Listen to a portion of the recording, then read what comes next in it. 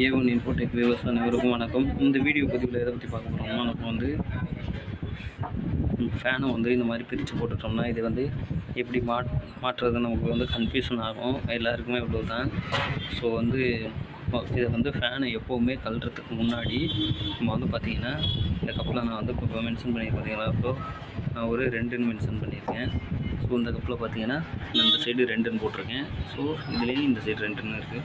இப்போ வந்து 1, 2, 3, 4 மென்ஷன் பண்ணிக்கங்க. அப்படி பண்ணிக்கிட்டிங்கன்னா உங்களுக்கு வந்து ரிட்டன் ஃபிட் பண்ணுறதுக்கு ரொம்ப ஈஸியாக இருக்கும். ஒரு ஃபேன் வந்து வேலை பார்க்குறதுக்கு மினிமம் வந்து 1 ஹவர் அல்லது ஒரு ½ அன் ஹவரில் முடிக்கணும். அப்போ தான் நமக்கு வந்து கஸ்டமர் வந்து அடுத்தடுத்து வேலை கொடுப்பாங்க. ஸோ இப்போ பார்த்திங்கன்னா நம்ம வந்து அடுத்தது மாத்திரம் வந்து நம்ம இந்த புஷ் மாற்றும் போது நமக்கு வந்து புஷ் சேஞ்ச் பண்ணும்போது நமக்கு வந்து இதை வந்து தப்பாக மாட்டிடுவோம். நம்ம வந்து இந்த பொசிஷனில் இருக்க வேண்டியதை திருப்பி வச்சுருவோம். ஸோ இதுக்கு சின்ன ட்ரிக்ஸ் என்னென்னு பார்த்தீங்கன்னா, இந்த துரு பிடிச்சிருக்கு பார்த்தீங்களா, இதுலேயும் துரு ஏறி இருக்கும்.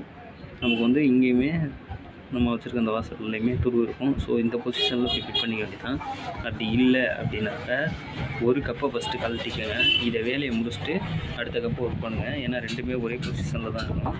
இப்போ பார்த்தீங்கன்னா நான் இந்த கப்பை வேலையை முடிச்சிட்டேன். இதை பார்த்து நம்ம இதை பண்ணிக்க போகிறோம். அப்படி இல்லைன்னா இதுலேயுமே மார்க் பண்ணிக்கோங்க.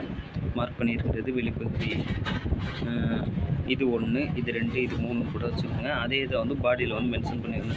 சைடில் மார்க் பண்ணியிருக்கீங்களா 1ன்ட்டு இந்த மாதிரி மார்க் பண்ணிக்கோங்க. அப்போ தான் நமக்கு யூஸ்ஃபுல்லாக இருக்கும். வந்து ஃபேன் பிரிக்கும் போது ஹம்மிங் சவுண்ட் வந்துச்சு. அதனால் நம்ம வந்து புஷ்ஷை மாற்றணும். ஸோ வந்து நம்ம இப்போ சாஃப்ட் இருக்குன்னு பார்த்திங்கன்னா இந்த சாஃப்ட் வந்து நம்ம மாற்றணும். ஸோ சைனிங்கான சாஃப்டாக இருந்தால் மாற்றுங்க. இல்லைனா இதே சாஃப்ட் பார்த்திங்கன்னா இது சொரணுனாலே வெளியில் வந்துடும். அப்போ வந்து நம்ம என்ன பண்ணுறோம்னா இது வந்து E4 சீட்டுன்னு சொல்லுவாங்க, இல்லைனா எமரி சீட்டுன்னு சொல்லுவாங்க. அதுவும் இல்லைனா பட்டு சிலைன்னு சொல்லுவாங்க. அதை வச்சு நம்ம இதை தேய்ச்சி இந்த துருவை எடுத்துடணும்.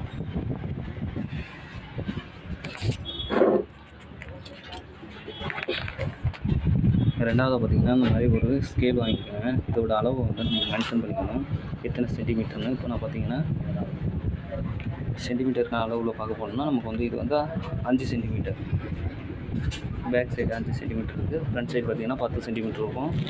அதனால் நம்ம இந்த சைடு தான் ஃபஸ்ட்டு இப்படி வச்சு நம்ம சாஃப்ட் அடித்து இறக்கிட்டு இந்த பொசிஷனில் வச்சு இங்கிட்ட வந்து தட்டினோம்னா நம்ம சாஃப்ட் இந்த சைடு வந்துடும். எந்த சைடு நீளம் வந்து கம்மியாக இருக்கோ அந்த சைடு அடித்து இறக்கிட்டு திரும்ப மாட்டிக்கலாம்.